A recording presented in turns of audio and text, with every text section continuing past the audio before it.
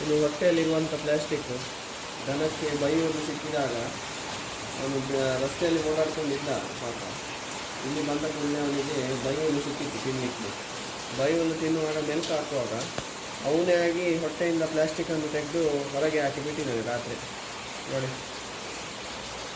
ಪಾಪ ಎಂಥ ಗತಿ ದನಗಳದ್ದು. ಹೊಟ್ಟೆಯಲ್ಲಿ ಇನ್ನೆಷ್ಟು ಪ್ಲಾಸ್ಟಿಕ್ ಉಂಟ ದೇವರೇ ಗತಿ. ಅದಕ್ಕೆ ಪ್ಲೀಸ್ ಫುಡ್ಡಿನ ಜೊತೆ ಪ್ಲಾಸ್ಟಿಕ್ ಯಾವಾಗಲೂ ಹೊರಗೆ ಬಿಸಾಕಬೇಡಿ. ಅವರು ಫುಡ್ಡಿನ ಆಸೆಗೋಸ್ಕರ ತಿಂಡಿ ಸಿಗ್ತದೆ ತಿನ್ನಲಿಕ್ಕೆ ಅನ್ನೋ ಆಸೆಗೆ ಪ್ಲಾಸ್ಟಿಕ್ ಸಮೇತ ನುಂಗಿ ಬಿಡ್ತಾರೆ. ಅದು ಮತ್ತೆ ಹೊಟ್ಟೆ ಉಬ್ಬರಾಗಿ ಸಂಕಟ ಪಡ್ತವೆ. ಪ್ಲಾಸ್ಟಿಕ್ ಇದು ನೋಡಿ, ಈಗ ಹೇಳಿದ್ರೆ ನೋಡಿ, ನಿಮಗೆ ಪ್ಲಾಸ್ಟಿಕ್ ಗೊತ್ತಾಗ್ತದ?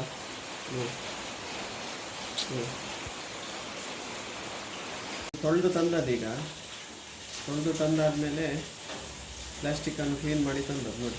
ಎಲ್ಲೋ ಪ್ಲಾಸ್ಟಿಕ್ ಇದು ಹೊಟ್ಟೆಯಲ್ಲಿದ್ದು ಹೀಗೆ ಆಗಿದೆ. ಹೊಟ್ಟೆಯಲ್ಲಿ ಬರೀ ಬೀಡಾಡಿ ದನಗಳು ಲೂಸ್ ಮೋಷನ್ ಮಾಡ್ತಾ ಇದೆ ಅಂತ ಹೇಳಿದರೆ ಅವ್ರಿಗೆ ಮೆಲ್ಕ್ ಹಾಕ್ಲಿಕ್ಕೆ ಆಗೋದಿಲ್ಲ. ಅದು ಫೀಡ್ ಕೊಡೋದಾಗಲಿ ಅದರಿಂದ ಎಲ್ಲ ತೊಂದರೆ ಆಗೋದೇ ಅಲ್ಲ. ಅದು ಅವರ ಹೊಟ್ಟೆಯಲ್ಲಿ ಪ್ಲಾಸ್ಟಿಕ್ ಉಂಟು, ಅವರಿಗೆ ಡೈಜೆಷನ್ ಆಗೋದಿಲ್ಲ. ಅದಕ್ಕೆ ಅದು ಪಚ ಪಚ ಅಂತ ಸಗಣಿ ಹಾಕೋದು. ಊರಿನ ದನದ್ದು ಒಳ್ಳೆ ರಿಂಗ್ ಆಗಿ ರೌಂಡ್ ಆಗಿ ಗೊಬ್ಬರ ಬರ್ತದೆ.